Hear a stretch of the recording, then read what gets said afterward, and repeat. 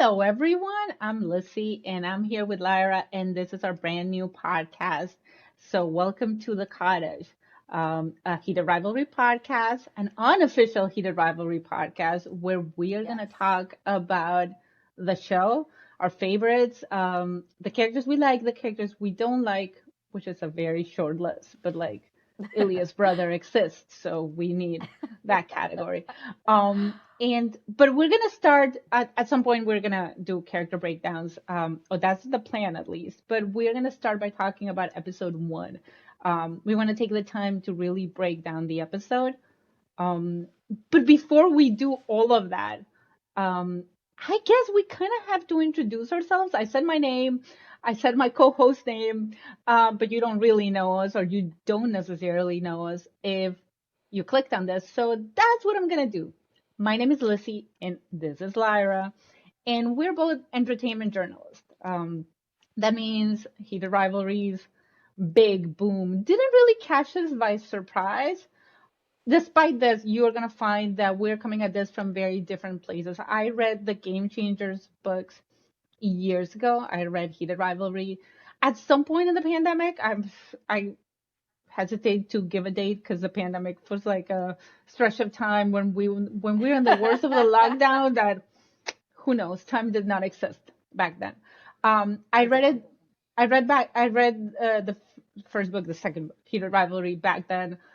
So when I heard that this was coming out, and it was still like mid-year or something, like months before it came out, I heard it was coming out. We didn't have a trailer, and I told Lyra, "Oh my God, this is coming out!" And Lyra was like, "Okay, oh my God, because you say so, but I don't know anything." And it's a lot of hockey. Do you remember your reaction, Lyra? Yeah, I was like, if it's a lot of hockey, sorry. Sports is not it for me. Yeah. And then I think after that, I was still like, I'm gonna cover it, I'm gonna cover it. And Lyra was like, okay, good supportive friend, but like, go you. And then we got the trailer. And I remember I sent Lyra the trailer, and I was like, look, are you entertained? Are you convinced? Yep. I'm down for the LGBTQ. Let's go. So I think the trailer helped convince her. And then I believe, because I, again, we work in this, I was going to cover it. I got the screeners. I was very intrigued because I knew the book before. But like, yeah, pressing play on the first two episodes before there was any chatter about it, before people were talking about it, and like watching them by myself was like, what is going on here? Like, this is magical. I remember being like, Lyra, I'm buzzing, okay? I'm like, and it felt like I was there a little bit by myself at that point. I was one of the first people who uploaded a review to Rotten Tomatoes, and I was like, please join me. Lyra joined me, a bunch of other people have joined me, and now we're gonna talk about it. So, Lyra, how was it? You're sort of like, Lissy, are you going crazy, or like, what are we doing here? I mean, yeah, I feel like we watched it in a time that felt a little bit unique because it hadn't blown up. Of course, the books were already popular. They had a strong fan base. It's the reason why this became a show. Um, but yeah, we were in our own little unique bubble, experiencing this thing, taking it all in, and already feeling like these actors, Hudson and Connor, had something magical about them. But I mean, that is the way of Canadian TV. I will be honest with you. Canadian TV, they always take risks. I feel like they have actors and shows that people need to invest more time in. And I'm glad that it did well on Crave. And then as soon as the chatter really started, HBO was like, No, I that's got not you. the order of events because it got HBO distribution before it even premiered.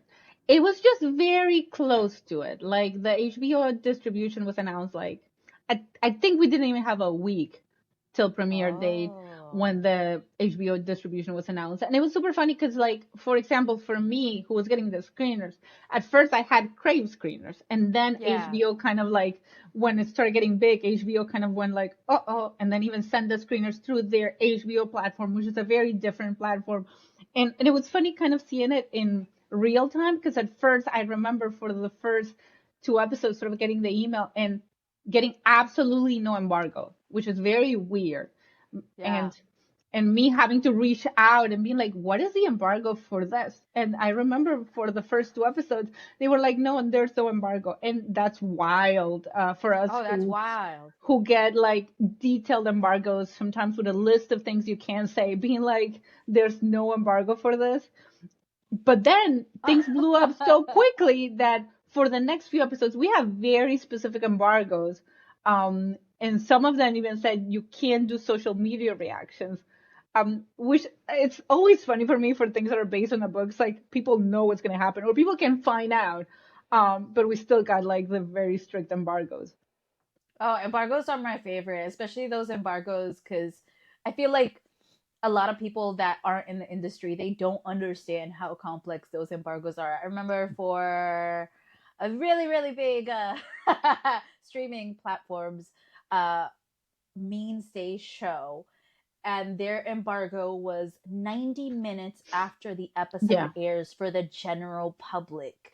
And you couldn't do social media reactions or like social media impressions. And it's gotten so complex that I'm like, I don't even know. So that's why Heated Rivalry was surprising because what do you mean there's no embargo? But then HBO got involved and they were like, locked it Embargo. in. Embargo. Yeah. I even remember there was no embargo for the first two episodes, but then they were trying to keep the fact that the third episode was cut really like an episode out of like a bottle episode kind of thing. So there was an embargo for that. Then there was really no embargo for four, and then for four, five, and six, they were like no embargo. 1 hour after it was hilarious, kind.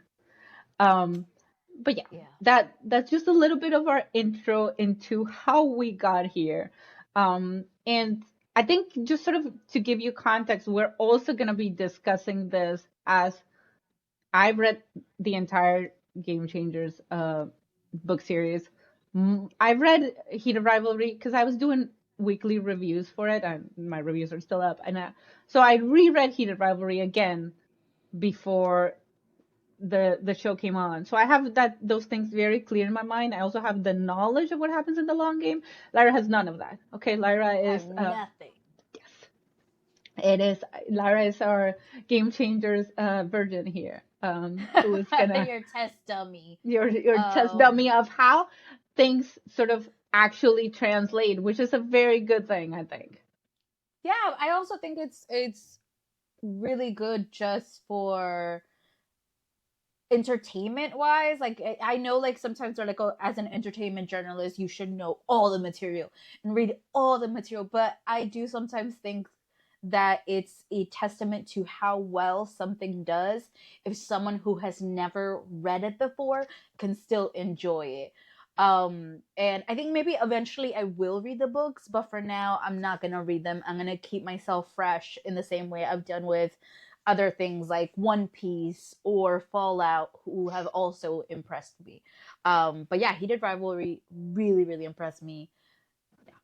Yeah. And I don't even want to go too much into like general themes because at some point we might do like a general when we finish episode. And but we today we want to talk about episode 1. And the first episode is Yes. titled Rookies. And I both of us just rewatched it again. I'm not even sure how many times I watched it. Rewatched it, took like very detailed notes of the things we wanted to discuss in this podcast. So let's just sort of start breaking it down, like little by little, scene by scene, during the timeline of. I think we talked about it as we get like at least a year and a half or a year and a couple of months at least between in this episode. We see them go through. It's not like other shows where you might get like a week or it all happens in a day or two. This is a year or so of these characters' lives. And a lot changes in a year, but Yeah. a lot of things also don't change because they're not facing them. So I want to start sort of like, first of all, your first impression of this as sort of like a pilot. Do you think it works? I think it works. I think it was very much given Canadian TV. Canadian TV is, I've got $5. a hope, a dream, and a dedicated team. And honestly, that's all you need to make magic. Um, and you can tell that they used what they had, and they did create something that was engaging for people that have read the books like you, people who haven't read the books like me. I got to know who the characters were without each other, with each other, and the connection that they have. I thought it was really well done. And again, these are the kind of, we're so used to in TV, from like in the United States, from a Hollywood perspective. Hollywood could learn from Canada. They could learn from other countries on how we don't want so much as like flash bang. We want to connect. And I felt like I could connect with Ilya and Shane and the mom and the team. I could connect with all of them. Yeah, I think one of the things I really liked about the first episode is that it doesn't really feel like a Netflix show that keeps explaining the premise to you over and over. Um, I think the show sort of, by virtue of what it is, like it has many years passed from between when Shane and Ilya meet till the cottage. So it has to give us a lot, and in order to do that, it kind of has to trust that you as an audience can handle it. I was a little bit concerned as someone who knew how I was about the adaptation because of all the time jumps the book takes. Yeah. I thought it might be choppy, and I think like it might be a little bit if you're not used to it first, but I think it works. I still think it works. I wouldn't have liked if they like changed that to make the time frame more concise. I don't think I would have liked that. I think it works. Um, I Yeah. also don't think you really need to know all that much hockey other than like, Yeah. I mean, Look, I'm gonna say this. I started watching another show, Industry. I started watching Industry, and I was trying to understand everything. It's another HBO show. I was trying to understand everything, and it just it's too much about the stock market. Once I stopped paying attention, the show was more enjoyable. Heated Rivalry isn't like that. no, Hockey is a mainstay in this show, but they don't make it so complicated that I have to turn off my brain to get it. Like, yeah. I understand what the draft is. I understand what like these championship games are, because they assume that I know, but not in a way that Industry does, where it's just bogging it down. Yeah, I mean, I think there are some things you probably won't understand, especially in episode one, because there are the Prospect Cup, and like if you don't understand the difference between these players playing for the national team versus getting drafted to the NHL and all of those things, you Yeah. might get lost. But I also think it's not necessarily done in a way where if you don't understand, you're missing out on like anything other Yeah. than timing. The emotional beats are still there, and you don't really need to understand like where they are to know these kids because they were kids made met in Babies. 2008. Um, and I I I want to start by talking about that first meeting because it's actually like I think it's one of those that works better almost. Like I liked it when I first saw it. I thought, oh, this works. The characters come through really well. In hindsight, it works even better. I think the choices, the specific choices they are making, in that the fact that Ilya isn't talking too much, maybe not even understanding, like not completely following what Shane is saying. The fact that Shane shakes his hand twice because he's like so nervous and he's giving. I've watched like tape of this guy 50 million times, and then there's what I think is like a combination of this is a really good player and I'm excited and I've watched this tape and like he's the only one who can like come close to me, and also oh my god this guy is hot, and that is like kind of like throwing me off on the part of Shane. So like because I think if we're gonna be honest about the first episode in particular, and I think Shane is more emotionally available, at least Yeah. to himself. Like he understands himself a little bit more. I think Ilya, especially at the beginning, is still weighed down by his parents, his Russia. Like he clearly has some. We will explore later. He clearly has some PTSD about like the situation. Like he's There's a little bit of depression. There's a lot going on with Ilya. Missy, you're getting ahead of yourself. No. I'm talking about that moment. I'm talking about what I think we see in the first episode from Ilya. I'm not even getting ahead of myself. I'm talking about like the way these characters are presented and how Yeah. just from what you learn from them in episode 1, because we see Ilya's dad, like what we learn from their baggage kind of informs that first meeting. Because Okay. I think for me, Shane is like, oh my god, this guy is exciting. Oh my god, this guy is hot. And Ilya's like, damn it, this guy's hot. And it's not the same thing to be like, Yeah. uh, I'm so excited, buzzing as Shane, and for Ilya to be like, I didn't expect to find this guy who I'm sure Ilya also, as the top prospects, all learn about each other. When Shane introduced himself, Ilya, I'm sure, knew who he was. He probably already studied tape of Shane. He knew about Shane. Um, and I Things think I it, wouldn't have known. yeah. He clearly knew. It's not like this guy introduced himself and Ilya was like, I don't have no idea who you are. He clearly knew, just as Shane clearly knew. But their reaction to each other is kind of like Shane's is excitement and Ilya's kind of like, I didn't want to be even a little bit intrigued about this guy. You know what I mean? Question: is this meeting the same as it was in the book? Is this their first meeting? Yeah, it's pretty similar in the book. Like I think the only thing you Okay. get is a little bit of their inner monologue, Okay. which at this point I have internalized so much that I don't even know how much of what I'm saying has to do with what I read in the book. But like, it's pretty much it's one of those scenes. The book, the in general, is very close to what we get in the show. There are some things that have to be changed, some decisions that are made. The book and the show are pretty similar to each other. I feel like the scene is it's almost beat for beat from Ilya's like okay, because because It's okay. okay, okay, like a combination of yeah, we gotta believe that he's probably been studying English for a while, but like Lyra and I, whose first languages are not English, we know like especially when you're young, even as good as you might be in another language, there's a barrier and there's a different barrier when something emotional is happening to you that you don't like your everything is like a little gets a little confusing in your brain. So but yeah, I think I clock immediate interest from both of them, externalized different. What about you? Well, you need to tell me about this externalized differently because I didn't clock anything there in that first meeting besides possible hero worship from Shane. That's it. Like But Ilya was like, like, whatever. yeah, I don't think we can take it as hero worship because well, because Well, I'm saying it from the point of not knowing anything about their internal monologue or whatever like that during that first scene because you read the book.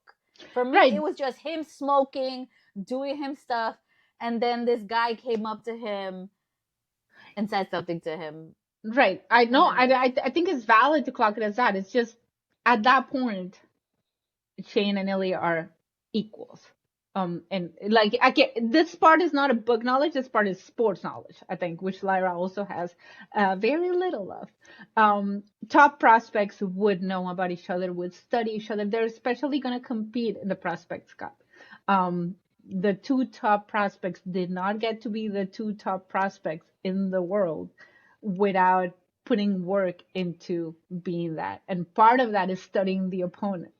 The okay. opponent for Ilya is Shane. Um, he wouldn't get to that point and be surprised about who Shane is. Um, and Shane, like I said, I feel like Shane is a little more emotionally available. He wasn't scared to go to this guy and like basically let him know that he thought Ilya was a great player. Ilya at that point is incapable of being like, yeah, I think you're a good player too. So it's so fun to compete with you. No. And like once you meet his dad, you sort of understand why he's like that, right? Yeah, I have it in my notes here. 6 months later, the draft, and that establishes two very different family lives. Shane with his encouraging mom, Ilya with his overbearing father. Yeah. Um, Yeah, and that comes right away. But like, I think there is a moment I noticed when they're still doing the Prospects Cup, when they're doing like a voiceover, kind of like the sports, like the commentators talking about them. yeah. There's one that says about Shane might not be the most sociable, but he's still really good. And then about Ilya, they say like he's not really liked in opponents' rooms. Like they're establishing the kind of people they are, or the kind of people they are on the ice, at least, or to What the is up with these outside world. announcers? I mean, they treat prospects like you don't know. The prospects are treated like you, if you follow any sport in that prospect world, you basically, Yeah. they analyze like your personality, like the things you like up to the little things, and then those come up in the Yeah. draft. Um, Okay. and then yeah, we get to the draft, and we see like this is the Prospects Cup. Russia wins that, so we see that in this rivalry, kind of, Ilya wins like the first two big things. The Prospect Cup, Russia wins that at the beginning, and then Ilya's the number one pick in the Okay. draft. And Shane is the number two pick. I think without sportsman knowledge, you sort of don't understand, but with it, you understand that when they first met, they knew they were going to be the number one and number two draft pick. That was basically it. And then so when they get to the draft, and that poor guy who was drafted number three, man, no one knows your name. I don't even remember your name. You did not end up being anything in the NHL. I'm so sorry for you, dude, whose Where name I don't is remember. he? Look, number 3 is pretty good. Yes, but and he made it to the picture. I'm sure in the future Shane and Ilya are just gonna cut him out of the picture and just frame. They don't have many pictures together, Lyra. I'd cut him out of the picture. You know I'm not Yeah. lying. Yeah, but like yeah, so Ilya kind of wins that, and yet sort of the next scene after that, and he's smiling big when he's with Shane, and kind of that's part of his persona. He's very happy that he beat Shane, and Shane's like trying to smile there when they take the picture. And then we see each of their parents, and then you Yeah. see sort of the different dynamics. Yeah. Their parents are very, very different. And it gives you, I feel like in episode 1, it gives you maybe a glimpse of, yes, how they were raised, but how they're going to handle things. Because, Right. yeah. Sometimes I feel like in the future, Shane has annoyed me in him not understanding Ilya, but it goes to how he was raised, the problems he's had to deal with, his life experiences. And just looking in episode 1, he's very loved, but you could tell there's a lot of pressure on him. Um, Yeah. I mean, Lots. I love Shane's parents. Don't get me wrong. Sometimes it comes with a lot of pressure having. And Shane is also autistic coded, and then sort of like an internal person in many ways. So Yeah. I think the pressure that his parents put on him, that especially his mom, that I don't think they meant it as pressure, because he was always loving, he was always supportive, but there came with expectations because he was good. Um, I think that pressure, he internalized it as anxiety, Yeah. and that's Shane. How old were they at this point? I think when they first meet, they're supposed to be 17, 18, Oh, not so they're more. youngins, Yeah. youngins. So that scene that they had in the gym, which is honestly the only scene that I have seen in talk shows, uh, being shown because it's like tense and It's because it's everything the like only that. scene they can show from episode one. But like I remember watching that scene and thinking, not oh my god, this is hot. I mean, it was. My thought process was, I cannot wait for people who have maybe never watched an LGBTQ like show to experience that, because they made it absolutely clear what the intention was behind, what was going on, the attraction for each other, and how it wasn't just Ilya, it was Yeah. Ilya and Shane. Also, shout out to whoever did director, camera work, cinematography, everything, because they put an emphasis on like different body parts and even the water bottle without it being like I think it's the word salacious. Like it wasn't like Salacious. raunchy. Yeah, salacious. It was just hot. It was like a little simmering, a little warmth. Yeah, I kind of watched that scene and like start off by thinking the kind of freaks that would compete on a stationary bikes just deserve each other. Cause like, why are they like competing on like on the stationary bike? Like there was no competition. You just made that up in your head. But like I also think for the two people that we meet, having that competition that I think the outside world makes into a bigger rivalry than it really was. But for them, it was kind of like an honest, this person is at my level and can push me kind of. Yes, there's a little bit of a push and pull. There is a rivalry. They each want to one up each other. But like from the beginning, for the two of them, it's a little antagonistic, but it's not mean. They're not hating each other. They're pushing each other. Um, and then yeah, they're very different people which come from very different backgrounds. The pressure that they feel is very different. We talked about Yuna, but we didn't talk about Ilya's dad, who basically calls him lazy in front of the GM. And the first time we see him, which is horrible because you don't get to number one pick in the draft by being lazy. But Yeah. and Ilya just takes it, which kind of gives you an idea of the kind of relationship he has with his dad, that he would just take it. Yeah. It's Even easier to just take it instead of fighting back against it. yeah, even if It he's really is. supposed to be on top of the world at that moment, he was just the number one draft pick. You know what I mean? And his dad's still like sort of telling him that he's lazy and telling his boss, and he's got to defend himself, but he doesn't.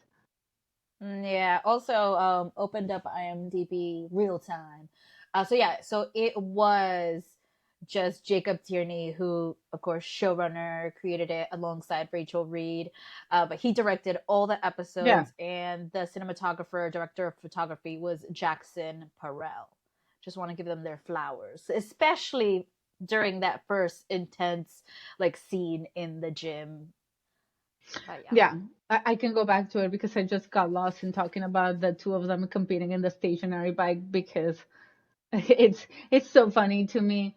Um, I really like that scene because I think as you said, it's a scene that sort of clearly clues you in that this is not one-sided. Um, in the first meeting, you can clock it as only Shane is interested. In the gym scene, you cannot clock it as only Shane is interest or only Ilya is interest. I think it's clear that they're both interested in what's going on. Even though I think in that scene, Shane is not really understanding the interest yet. Like he's like a little bit. I mean, I think we struggle a little bit, all of us, with internalized homophobia or like what's happening to me. I don't understand what's happening to me, or like it doesn't feel to me like Shane is ever too like he doesn't understand what he feels for Ilya. I don't feel like he's ever too hard on himself for liking a man or wanting to be with a man, but that is in the privacy of no one's gonna know.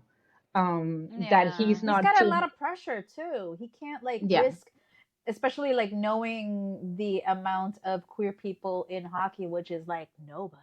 at that point it's Uh, nobody. Yeah, and like yeah, I kind of wanted to ask you because my read of that scene is Ilya clocks Shane, or like clocks that Shane is interested in a like hmm, real way, but Shane is kind of, for me, struggling with his interest. Like he is interested. he's finding this attractive. There's a whole dynamic where Ilya is pushing him because he clocks the interest and he's trying to like draw it out. Like he gives him the water. He like says like more. So he drinks more water. Like there's a bunch of things there. Wait, so what Um are you asking? no, wait, I haven't finished. Let me ask the question. So, but like Get it, to it. it reads to me as Shane kind of feeling the desire for the first time and being like, okay, okay, but what do I do now? And like, if you feel that thing and you're not even used to it, because maybe you've been dating girls and then you're just everything is falling on you at the moment, and then the guy is sort of giving you signals, and Shane's like short circuiting, like, what am I doing here? I don't think it was that. I've always read Shane as someone who always knew they were this way, Okay. but you have these family expectations that are being put on you.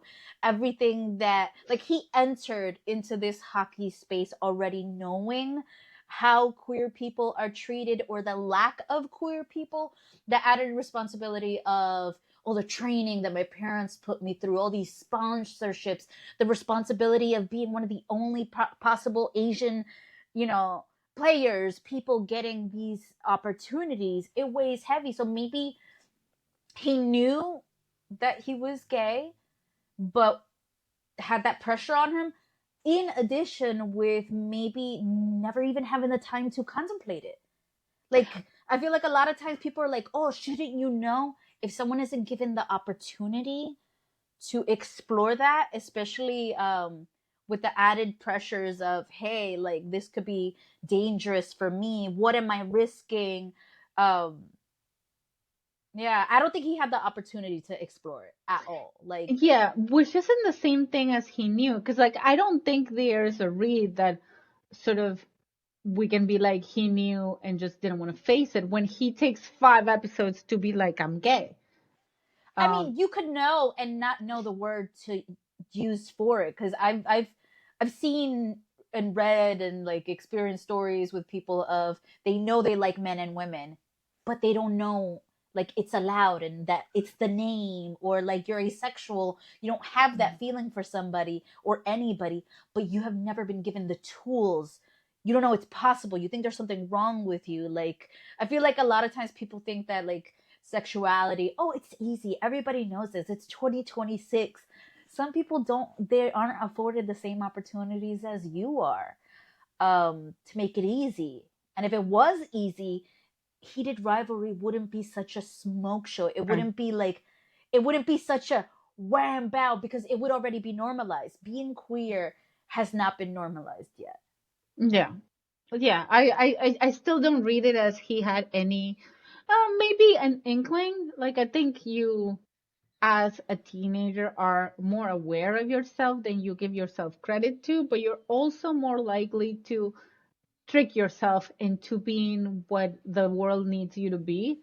Yeah. Um, so maybe he just suppressed it. But I do read it as the very first real time where he experienced desire and saw it reflected in him in a Yeah. way that flustered him because Ilya was clearly flustering him. Oh And yeah.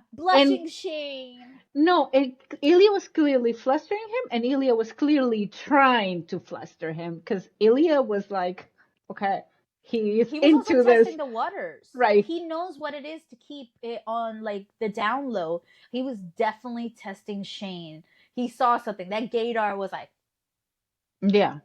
And clocked him. and then that goes into the only little thing I wanted to mention until we get to the commercial that they shoot together. It's before is that I don't think I clocked it the first time I watched that Ilya's brother uses a slur in like the first conversation we see. Yeah. Calls him the F slur. I don't think I clocked it, and I don't know if we are supposed to believe his brother knows or his brother's just the kind of asshole who would use slurs like that to signify that Ilya is soft or whatever he believes Ilya is. Because Yeah. it might not necessarily be like, I don't think Ilya told his brother. Like, it's not like, it might not necessarily be he knows as much as he thinks that anyone who is soft is Yeah, the F I slur. growing up as Latinas here, uh, terms that were insults for queer people were equated with being soft. And then if Yeah, you called it out, they were like, but it's just soft. It isn't really an insult. Then use another word then. yeah. Use another word. I don't So yeah. necessarily think Lyra and I got the worst of it because those insults are always thrown at boys or men who are soft more than women Yeah. who are soft. But yeah, we are both very familiar with how that word is used as you are too soft. And then I think that's sort of something that we should keep in mind as we examine the Ilya of the first few episodes because he is trying very hard not to be soft.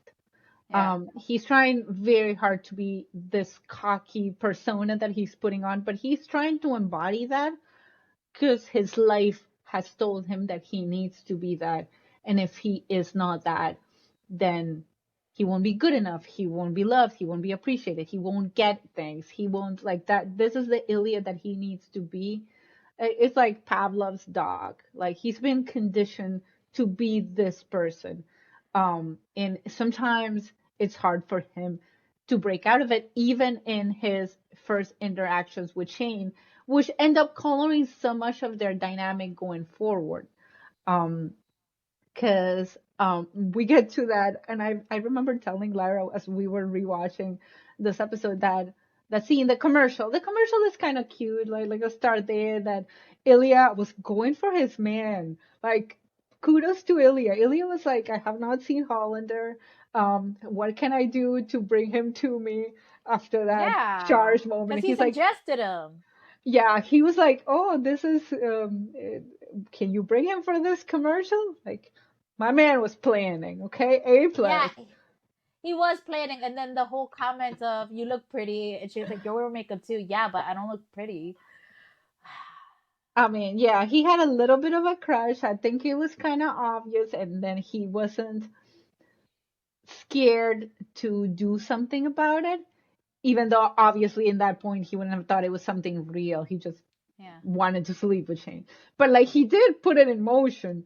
So they Oh got there. yeah. And He put it in then motion for sure in the shower, and then afterwards. but like I'm actually gonna say the shower scene is actually for me super uncomfortable to watch, mostly because I suffer from secondhand embarrassment, and they're Yeah. being so open about it. Like I don't have a problem rewatching any of the sex scenes, but the shower scene gives me like, because I keep thinking my brain is like they're in public and they're not, but like anyone could walk in and like what are you doing? It's like oh, I still think about it and I get nervous. Oh, Lizzie. Yeah, no, it was I am being I how do I explain this? I am not so much the secondhand embarrassment. I'm of the how did they film that? What did the intimacy coordinator do to But like like cover them up? What did they like instruct them to do to make it seem like he was, I mean, but like like the thing that's what I is, think you of. can sort of tell what's going on even though you are not seeing the lower parts of their bodies, right? Yes, Like, exactly. That's what yeah, I'm saying. The yeah, intimacy coordinator. yeah, yeah, What yeah, did they do? yeah. That's my thought. It's super interesting because yeah, you kind of have an idea, and like, but like, it also I think in that shower scene we see their personality sort of like because I think Shane starts. Okay, Shane Not starts it in. here. No, no. Shane looks first, okay? Because Shane, and then Ilya's like, oh, okay, and then Shane is very Shane about it because he cannot like he's not very good at being conspicuous. He's just like he Yeah, keeps he staring. blushes. He stares for too long, and then Ilya's like, oh, if you're gonna watch, then I'm gonna give you something to watch. And Yeah, then he was being and then Shane just gets like embarrassed about it, like I would be in a public shower. And then he says, "Not here," but I don't think he really means to say "not here." I think he's trying to say no, like I'm embarrassed or whatever. But of course, "not here" comes off as okay, somewhere else. And Ilya's like, okay. I don't know, listen, we need to have some confidence in Shane. That not here And the fact that he went afterwards and was in his room after No, he no, no, gave Ilya his room number and he was preparing himself in a suit. Shane no, knew what no. he was But doing. Let's maybe, not maybe listen. let's give it more credit, because not only that, he said not here, but then he goes off, steps out of the shower first, gets dressed, does not put his shoes on. I don't know if you clocked it. Does not He put his didn't shoes on. leave. He's waiting there without putting his shoes on till Ilya comes, and then he pretends he's putting his shoes on, like it had taken him all this time to get dressed. So to give Ilya a chance to say something, or to give himself a chance to say, it might be half he wants to see what Ilya's gonna do, and half he's scared of Yeah, he's being definitely found scared. out, and like something happened that could give Ilya the wrong impression, even though it was the wrong right impression. And he wanted to make sure, kind of like, if Ilya wasn't like, if they weren't on the same page, that he could at least say, or pretend to say, hey, this was nothing, you know? Yeah, I Uh, think Shane was experiencing fear, but that Gay kind of panic. fear. No, no, not even. Well, maybe, yeah. It's that fear that comes with exhilaration of something new. You're on the precipice of something. So when he waits and the way that Ilya responds and how he asks, "What's your room number?" He's on the precipice of something. He's scared, but he's also excited. That's why he put on his suit, because he's scared but he's excited and he's like, how do I do this? How do I react? Do I put a suit on? Do I act casual? Do I lean across this? Like, he's Yeah, yeah. excited. He doesn't know, like, the one thing that's clear, that he's not like the casual hookup person. So he like doesn't know the etiquette, quote unquote, for this casual hookup that he Who knows it, initiated. honestly? Like, but like, I mean, I think I love Shane. Like, I cannot explain to you how much I love that man's little brain, because in his brain the suit made sense. And then he saw himself, and then he was like, wait, this would make sense to me, but would it make sense to someone else? Maybe I better take it off. I feel like he's always, and especially in the first episode, always a cocktail of overthinking and anxiety, that I find so relatable. Like it feels Yeah. like everything that he's thinking, he thought of like 27 times, and I find that so relatable. Um, and then obviously we have Ilya, who doesn't seem like he's thinking about it as hard, but who Hey. ultimately in the first episode has more to lose than Shane by making the decision that he makes. Because Yeah, this I feel like, yeah, the it's a whole safe Russia mark. of it. Yeah, yeah, yeah. I think kind of they're both kind of like, we are the best people for this casual hookup that they think is happening, Yeah. because we both have a lot to lose. And I think it's clear that Shane doesn't understand at first that when we're getting down to it, Illy has more to lose at the beginning because of Russia. Because like whatever, if they get outed, what happens to Shane? His parents still support him, probably. Like, people talk about him. The hockey part might be hard, but it's like that. Yeah. And then Ilya, what happens if he gets outed? If he doesn't have a visa, if he doesn't have a team, he gets sent back to Russia. What happens to him in Russia? And who supports him in Russia? Absolutely no one. So I think it is obvious for Ilya that he has more to lose. Shane does not have the understanding of that early on. Yeah, I agree. And So then we move on to to the the first sex. time with a man. Look, kudos to the cinematographer and the director, because again, I break things down in like these technical bits, and I've watched a lot of sex scenes with queer people, and it's always just like, especially bisexuals, um like Ilya, it is very graphic and very hot and like sweaty and like animalistic, and I hate it. I really, really hate it, because it makes it seem like anybody who's on the LGBTQ spectrum is, and like, outside of the norm, and that's just not true. Like, we love tenderness and the small moments, the intimate moments, the gentle touching, and I could see that in the first kisses and the first like real intimate sexy times between them.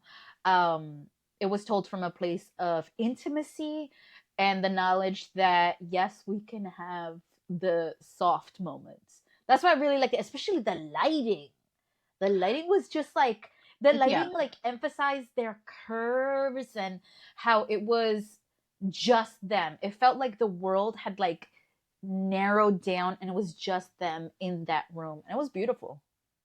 Yeah, I do think that as much as there's a little bit of tenderness in that first scene, that is more who they are than what their relationship is in the moment. Like A 100%. I think in that moment they are not there. It's not like I think they might as characters do a little bit of revisionist story of when things started getting serious, but like I think at that Yeah. point it was just sex.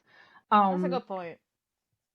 but I think what I really like about that scene is that sometimes the way these scenes are constructed can feel like there's one part of it, one half of it that wants it more, and the other Yeah. one is just kind of like going along with it. And then this doesn't feel like that. It doesn't feel like Ilya wants it more, that Shane wants it more, and they go through moments where they both want to do what they're doing. And for two people who not really have not really had a long conversation before this and don't really talk, like communicate to each other for years after that, Yeah. they are very good at talking about sex and what do they want out of sex. Like, do you really want this?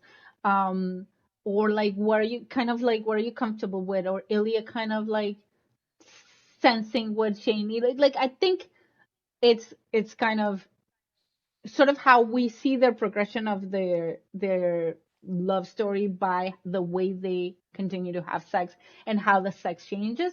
But this, I think, sort of sets up really well that they're just very physically compatible from the beginning. And that Yeah. part And works. even, yeah, and even like you said, even in that compatibility, they are gentle with each other because I also think that a lot of people, when they enter Heated Rivalry or their first impression, they'll brush it off and they're like, yeah, that's just a show with a bunch of sex. Um, yeah, sex is available everywhere.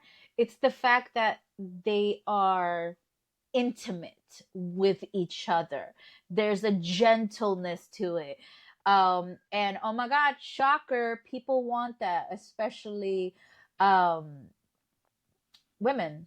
That's what we want. We want like it's not that it's for some people it's that they're two men, of course, because fetishization. But a lot of times it's just you want that gentleness. You want that's it. You want that intimacy. You want that in your life. At least that's what I took away from it as a queer woman. I liked what I was seeing with them because I'm like I want that in my life. I want that gentleness. I want that understanding, that intimacy. Yeah, I think the emotional. I think this is a show that does a really good job of telling a story about love through sex, and like it starts via sex, but like it is not about the sex. It is about how they Yeah. like the intimate connection and how that sort of grows through the episodes. And I also think one of the things that it feels sort of striking within the first episode is that we don't usually get, first of all, even the graphic scenes are usually sort of like it's fade to black, like we don't deserve it to see them when it's queer stories. So if we don't even get the sex scenes as much, very rarely do we get the sex scenes that feel intimate, and that are Yeah, and shot in a intimacy. way, yeah, that Hmm. And feels then intimate. like later on, like because what we have the 3 month jump. They're kind of like watching each other. They haven't. It's been 3 months since sexy times, but like there's that 4 month jump afterwards at the All Star game. I think a lot of times people intimacy they don't understand that intimacy also comes with laughter. And then there's that part where they're in bed. Yeah, that's um the first time where they laughed at the end. Yeah, they laugh. We should let him listen like mating call. that intimacy, that laughter, that you could be funny and silly in bed, that is intimacy. And I think by the All-Star game, where Scott makes his first appearance, they are in a space where their interest in each other is just growing and growing. And that first time they were together established a space where the world does not exist for them when they are together in that hotel room or whatever place that they're at. Everything else disappears. Yeah, I think they established that their interest in each other is growing with scenes that don't have both of them or don't have both of them when sex. But Yeah. because before the All-Star break, we get a scene of Shane and his parents, where David is like, "What is YouTube?" And like David Hollander, "You and I need to talk. It was 2009. What do you mean? What is YouTube?" But okay, I digress. A scene where Eunice is talking about Ilya, and she says, "I've risen up," and you can see in Shane's face that he's like, "Yeah, I would like to do that. I would like to do just that. I wish, Mom, that I could right now. Like, can But you? let's not talk It's about this, Mom. yes, I don't want to think about this in front of you, Mom." And but yeah, I feel like they establish it well till the time we come to the All Star break, and then they have that because again, it's the league pushing this rivalry. It's not as much Ilya Yeah. and Shane pushing the rivalry. It's convenient for the narrative, the PR spin that these guys are in Yeah. so Rivalry. a rivalry, and then we get I think the first clear moment of intimacy between them that is not sexual, which is that uh, press conference where Shane Yeah. jumps in to help. Like, I think he clogs. After having spent a little time with Ilya, I think he clogs that the question might be a little more complicated. And Lyra and I were watching it, sort of laughing, because as journalists, we sometimes tend to ask these really involved questions. And I was literally thinking, man, have I ever asked a question that long? That's like, I was scared. I was Yeah. like, what is this? I think Shane clogs it and steps in, not in a I need to save you way, but in I can make this easier for you. And I'm here if you need it, which is not something that Ilya has ever had. Yeah, I think it was Shane's empathy, and he has been watching Ilya just as much as Ilya has been watching him. And I don't think a lot of people clocked what was happening either, because I looked up online after the episode, and some people were like confused, people that haven't read the book, and it's language. It's language, and like Lizzie said, sometimes, um, even though we know more than one language, we forget that maybe, like, I've been in that position where someone asked me something in Spanish, and like English has become my like prominent language now, even though I my first language was Spanish. And then someone asked me something in Spanish, and I'm like, and it's like this long, complicated thing, and I'm like, I know Spanish, but you just asked me like dictionary level kind of things. And that's what it was for Ilya.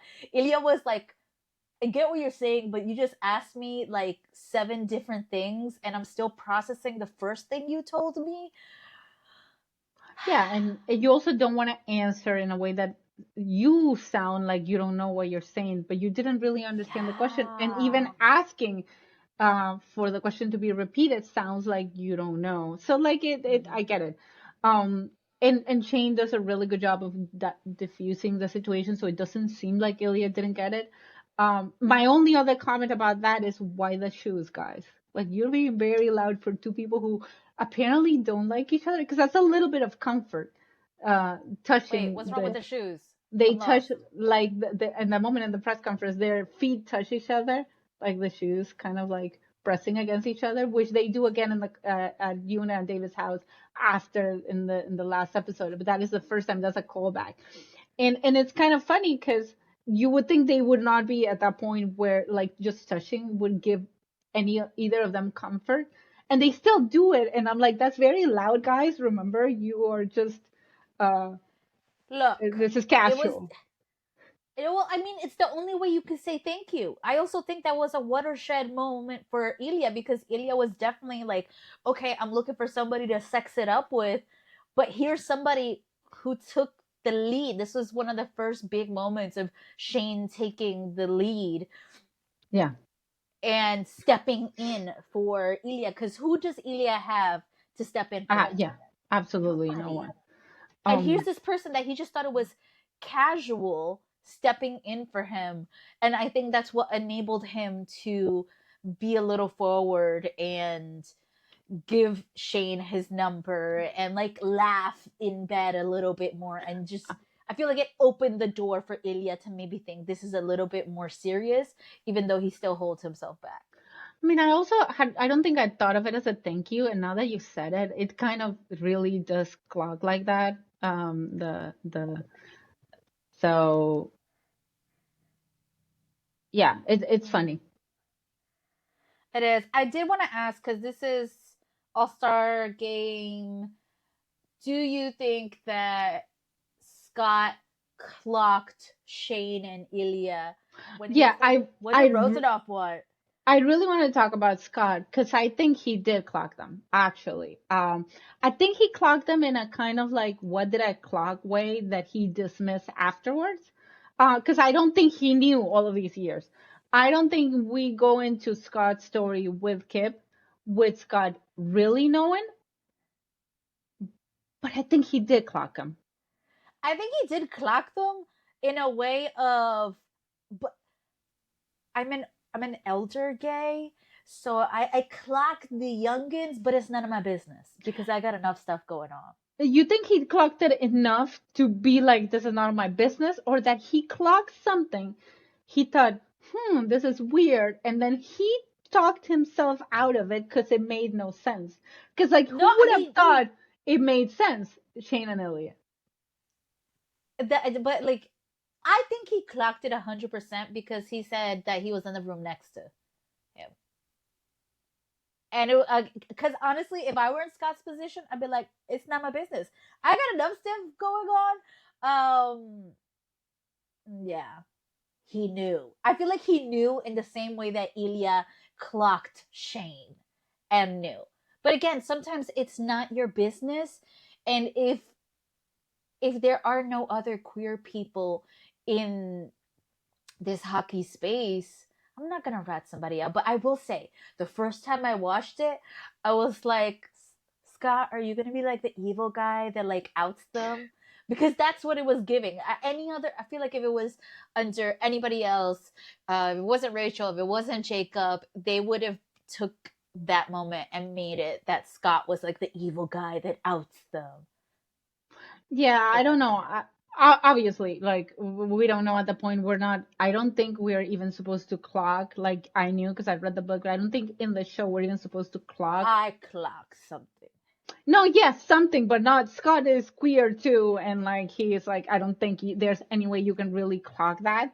I think the first time you start clocking it is in the next episode in Olympians. What, Lyra, don't lie to me and tell me that you clocked No, that no, no, Scott no, no. I is queer. clocked it. It was either he's evil and is gonna out them, or he's also queer. There's no in between. I was like, well, Right, either these two. right, but the thing you thought first was that he was evil, not that he was queer.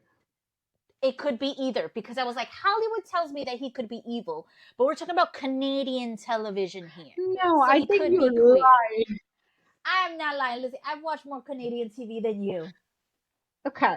I mean, I don't think I also don't really think that, and I'm actually gonna give Scott credit here. The reason I think he didn't really clock it, is that I don't think he makes the chirp that he makes to Shane a couple of episodes later in the ice when Shane gets really upset and they almost have a fight. I don't think he says what he says if he really clocked it, Like, what do you because say? you're starting to sound like him about Ilya. I don't think he says that in public, like the way it sounds. if he really clocked it. But that's future. We're talking about now. Right, but like I'm using future knowledge to inform my opinion of what's happening now. And what's No, happening no, now is no. I don't like you can have a different opinion. No one's forcing you to have mine. I don't think I think he clocked it. I think he heard it, okay? I think he heard it and thought, is that a room number? What are we hearing? And then he looked at them and he was like, nah, I must have heard wrong because there's no way. And kind of put it out of his mind. And then we can talk about what he thought when that other scene with Shane comes up, which is not this episode. But yeah, we disagree on Scott here. Um, and then but then we have another Shane and Ilya scene where like it's so funny because it's a conversation of like they know that Scott is next door and like this is a bad idea and they're still like okay so like we'll just keep quiet instead of we just won't do it because wow. Yeah. I also have a note here. Uh, just the things that are important to me, and it goes to that intimacy of it all. Dildo conversation was sweet. Wow, I have a note that says I have a note that says that at the beginning, earlier, before the dildo conversation, Ilya says, "Get on your knees," and I don't think he thought Shane was gonna do it. Like I think he's Yeah. testing it out, kind of like get on your knees, and then it happens, and he says, kind of like, "Wow, like okay, Yeah. this worked." No. I think they're sort of still at that early point playing with the dynamics of what each of them likes. Yeah. Um, they don't know each other that well, but they've been really good at talking about sex. What do you Yeah, want, no. and what do you not want in sex? They don't know each other that well, but they know each other well enough that it's a safe space. Because I even put here, Ilya doesn't pressure Shane into sex. They No, exchange numbers, everything like that. I feel like again, in the hands of Hollywood, this would have gone differently. yeah, Um, but okay, sometimes you're not ready, and that's fine. yeah, And I think that made it so their relationship became a little bit more intense because it's it's Ilya taken into consideration Shane's comfort. And that's super super important. yeah. Really I really important. I also I also want to know that there's a little bit of a conversation in the first episode that maybe you can take at face value as they discuss if Shane was gay, but Ilya does Okay. say when they're talking about the dildo, like, do you know what else makes you gay? Sucking. And like, it's all kind of funny because I think it sort of informs Ilya's reaction so many episodes later when Shane's like, I'm gay. And Ilya's like, what do you think we were doing, my dude? Like, yes, I knew that. Okay? Like, that was obvious to me. But like, it was not obvious to Shane, who had never like sat with it and Yeah. thought of himself that way. But like, for Ilya, obviously they're having sex.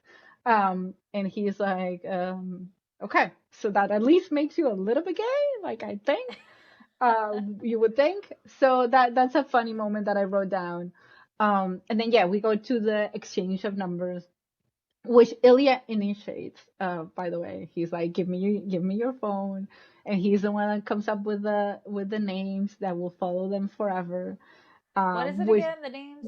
Jane and Lily, which are really dumb because like if someone had really thought about this hard at any point in like the decade that they're not found out, someone Yeah. would have like just a little bit, they would have clocked it. Like guys, it's almost like honestly, I'm gonna be real honest. Like I think this is speaks to the friendships they had and how not close they were.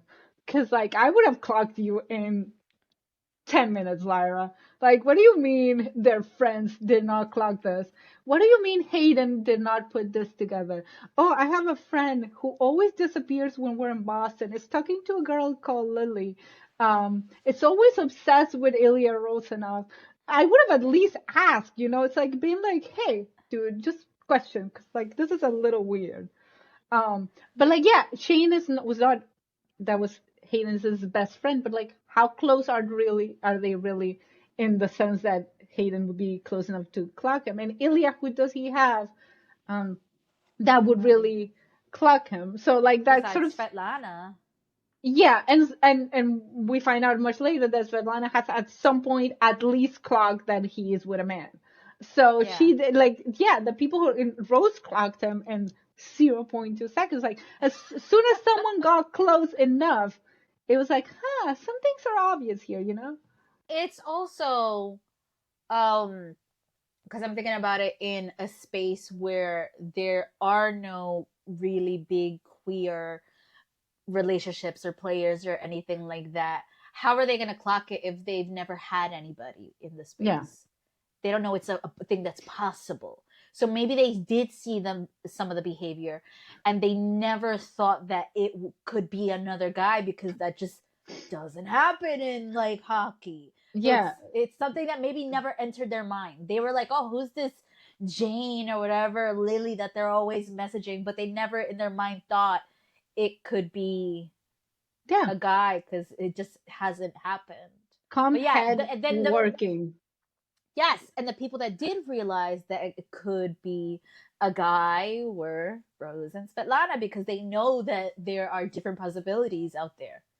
Yeah, 100%. compulsory heterosexuality working in their favor or against them, depending on how you want to look at it.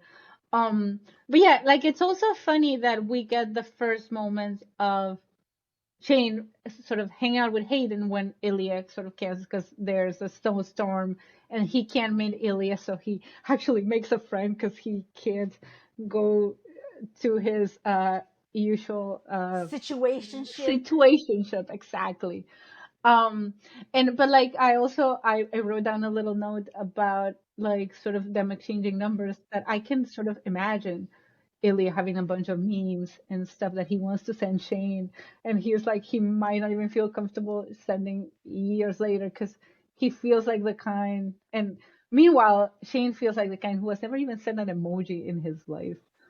um like what are oh my I love him. I love him.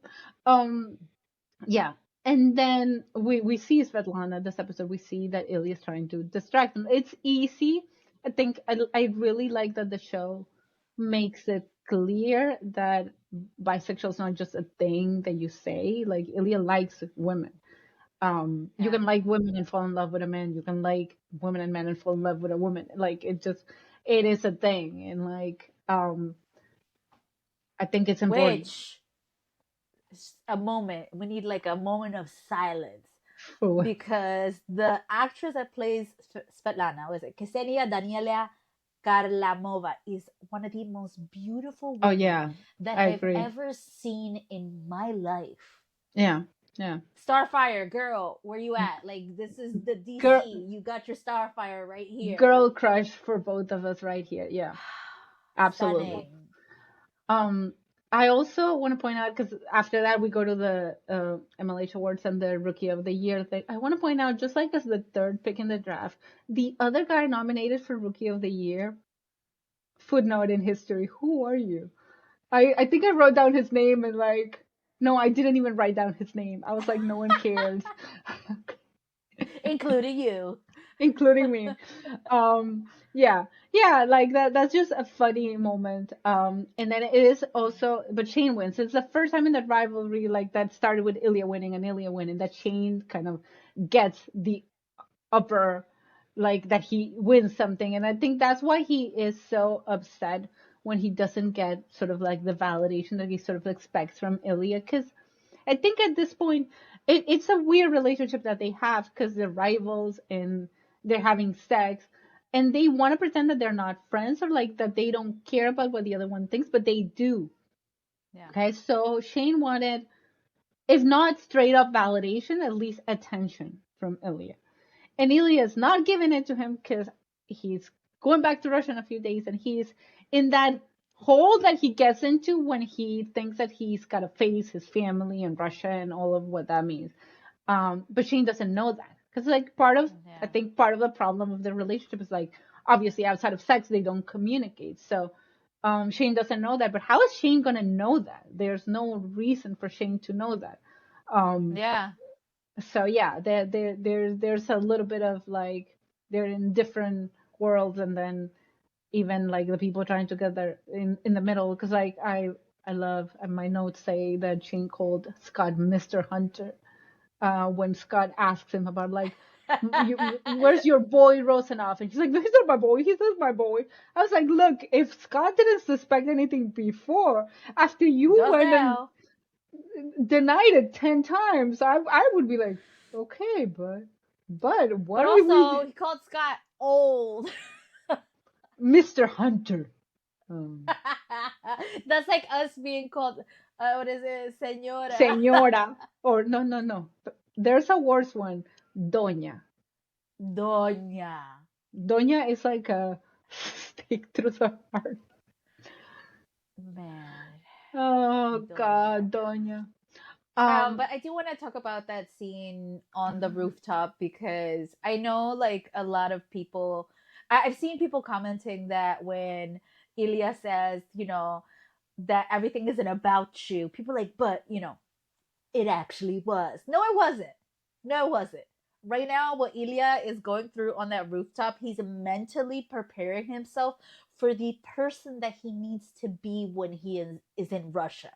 Because it's not just, oh, that I have to go back there. He's a different person.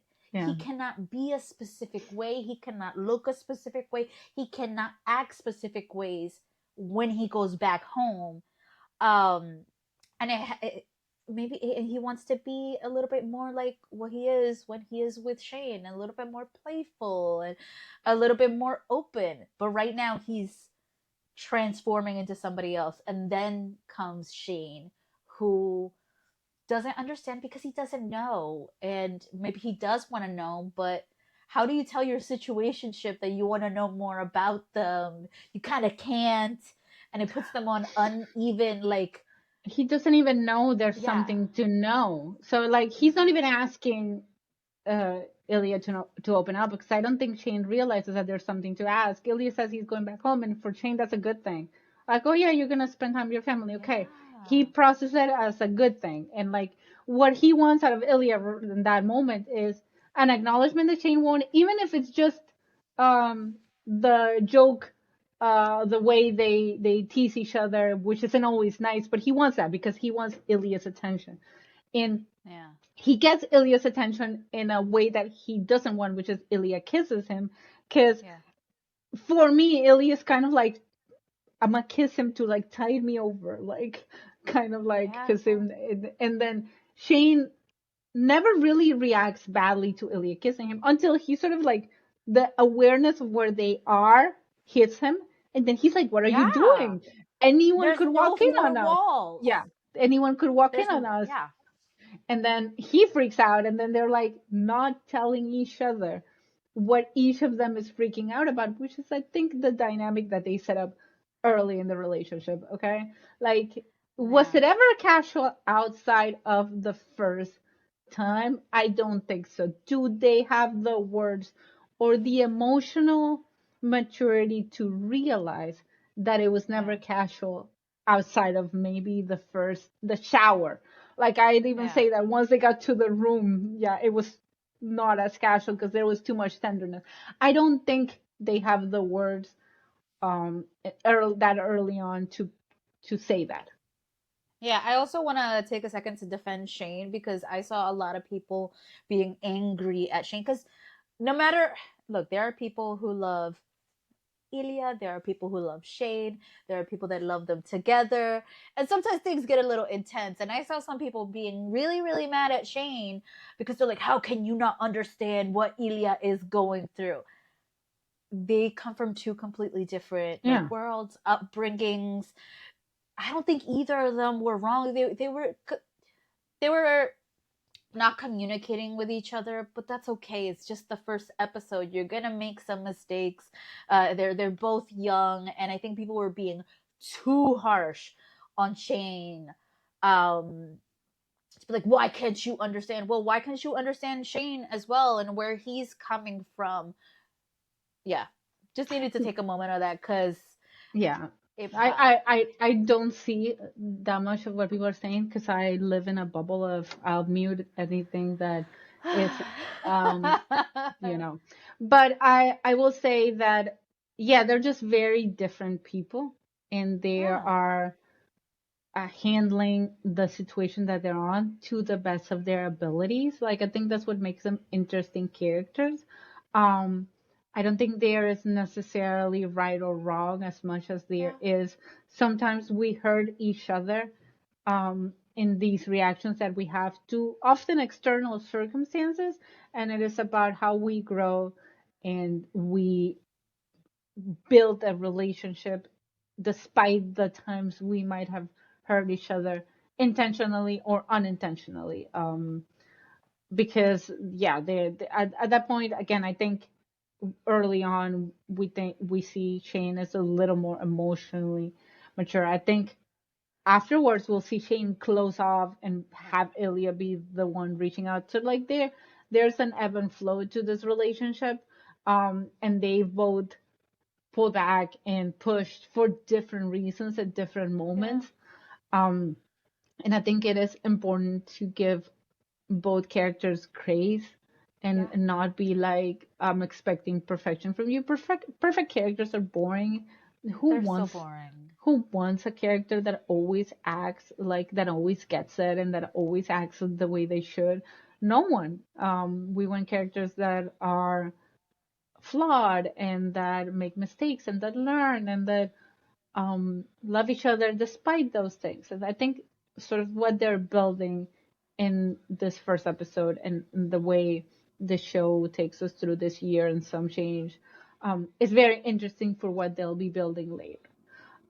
And I think, and I don't want to at any point in this podcast without just giving props to Connor Story and Hudson Williams for taking two very different characters and hitting it out in the park in the Yeah, way they had to.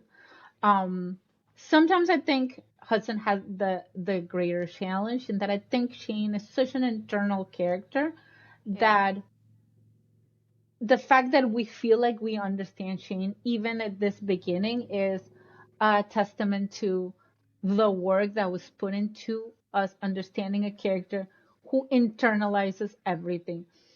yeah, We know that he's internalizing everything because Hudson Williams is showing us that. And I think I also was struck by the fact that the more you see of Hudson in interviews or whatever outside, the more you realize he is nothing like Shane. So that kind of feeds into how good a job he did. There was yes, nothing of him in Shane. He just created that character and made him real. And then very true. there's Connor too, who I think outwardly it seems like Ilya is an easier character, but I don't think Ilya is an easy character at all. And it's not because of the Russian, okay? It's just because he's carrying so much inside as well, but he is not internalizing everything. He's letting some things out. And there's a very fine line of he is actually showing you something, but he's showing you what he wants you to see and hiding the rest. That is very hard to pull off in acting because as a viewer you have to understand that Hudson, for example, is playing Shane as everything is inside, and that's hard, but at least you know everything is inside. Connor, on the other hand, is giving you an Ilya that is outwardly showing you everything, but is keeping his cards very close to the vest. And you know that he's doing that because the acting is giving you that.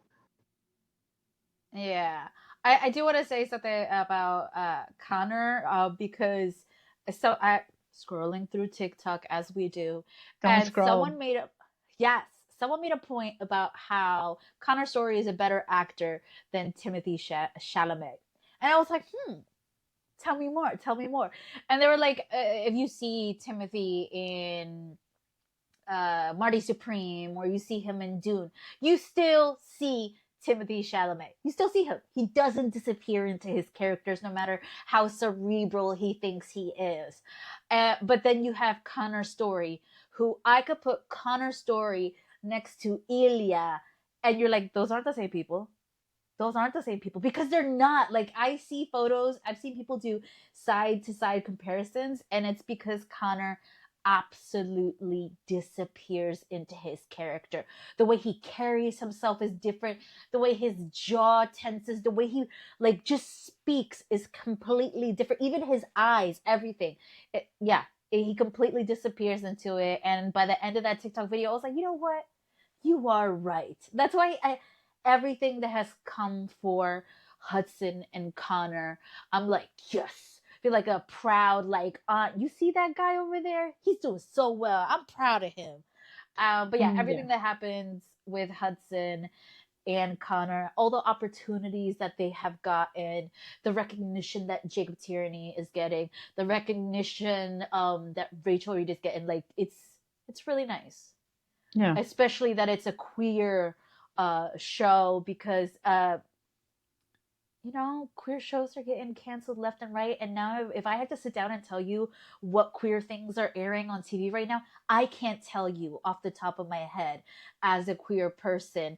But the success of this, I look at it like when HBO grabbed the rights for Heated Rivalry to do it in the US and other spaces, I was like, right now, there are studios that are scrambling, and they're like, oh my God, we need to do this.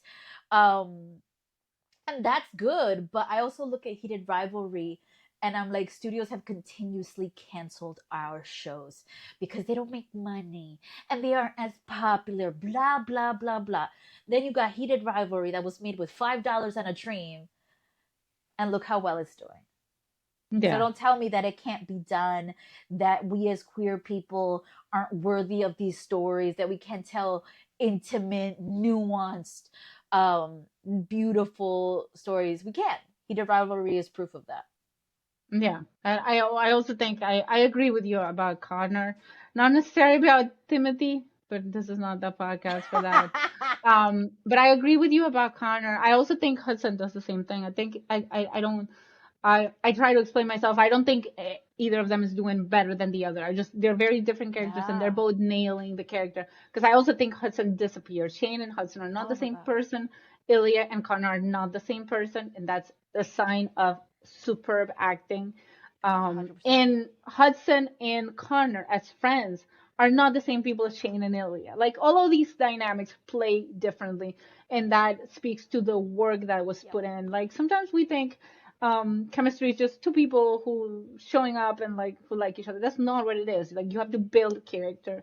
There's Mm-hmm. work that goes into it. It's clear that they put in the work and they built these characters and they did a tremendous job. It's also clear that there's very intentional writing behind it from Yeah. Jacob, who had an idea and who did a really good job of bringing it um, to the screen, and that there was a source material here that was good and that had a lot of things that could visually like Mm-hmm. I don't think that books and adaptations have necessarily to be the same thing. This one's pretty faithful, but I think that what you have to do when you adapt something is make sure you keep to the spirit and the heart Mm-hmm.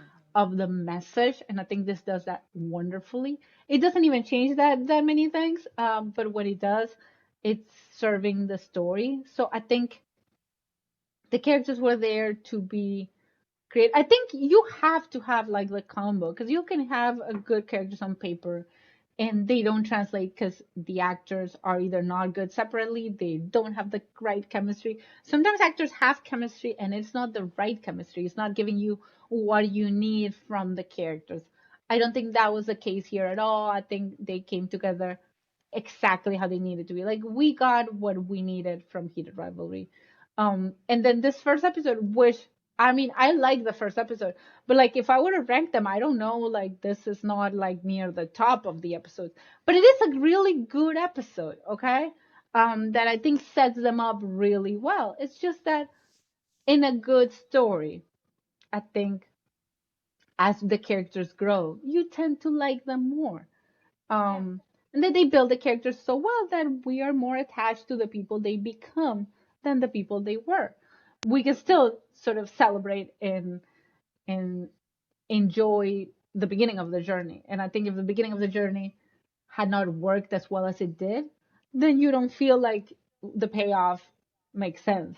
So all of those things are important to take into account. Um, but yeah, I think the show gets better. I think this is a really good pilot though. Yeah, I agree. And then like as we're like winding down, also shout out to Peter who did the soundtrack for Heated Rivalry, because that music, just like even the intro rivalry like opening when the logo comes down, it was simple but effective, and this was their first time doing like a soundtrack of this manner for a show. Knocked it out of the park, Peter. Yeah, Knocked it I'm out of the not park. one to notice those things as much, but I think this show did a really good job in that I actually noticed some songs that I don't usually notice, so that says a lot already. Um, yeah, I this is again for a pilot. We've done a couple of podcasts. We've done podcasts before, and we've talked about pilots, how they work and how well they have to work at establishing characters. And this pilot establishes no other characters than Shane and Ilya, but this is Shane and Ilya's story. We don't need to establish any other characters. We didn't need anything else. It spends the time it needs with Shane and Ilya, and we come out of it liking Shane and Ilya, understanding that Shane and Ilya are different people, and Yeah. wanting more of them separately and together. Just everything you can ask out of a pilot. It isn't like the Yeah. Parks and Rec pilot, which I don't care to ever watch again, or the Office pilot that I could never care to watch again. I could watch the Heated Rivalry pilot over and over again for what it gives me. Yeah. Yeah. Yeah. So, do you have So, anything else to add, Lizzie, in your notes? no, I think I'm done with my notes.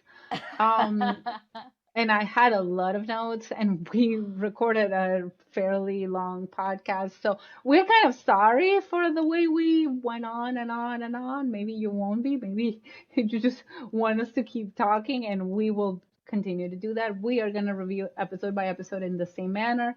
And then we're going to take some time to go into specific character arcs and some other things that we have planned. But first, we're going to get through the first 6 episodes one by one because we want to really, really break down what's going on in the episodes um, out loud, I think. Yeah, I agree. Yeah, and the next episode is called Olympians. Shane and Ilya keep their secret fling alive while the growing connection is tested by personal and professional pressures. Just regular Normal. things, Normal normal stuff. things. Um, but yeah, we should be posting these weekly for anybody who's listening. These will also be up on YouTube. And if you want to uh, follow us, especially on Instagram, our little unofficial Heated Rivalry journey, it's going to be under Heated Rivalry Podcast. Once we figure out how to put things on screen, we will if you're watching on YouTube. But thank you so much for taking the time to spend this hour and some change with us talking about the work that went into Heated Rivalry. Again, shout out to Hudson, Connor, Jacob, Rachel, and everybody that worked on the show, because it's not a moment. It is something that I feel like is going to change Hollywood in a way that is, oh my god, a little bit of hope. I feel it. I don't know if you feel it, but I feel it, Lizzie. Yeah. Um, but yeah, thank you so much for taking the time to spend um, this hour and some change talking to us. Please get up, drink some water if you haven't, Yes. stretch. It's been a bit. We're gonna do the same thing when this is over. Yeah, and until next time with Olympians. Bye. Bye. And you can leave us a comment and share and subscribe and all of that Lyra didn't tell you to do. Da da da. Bye. Bye.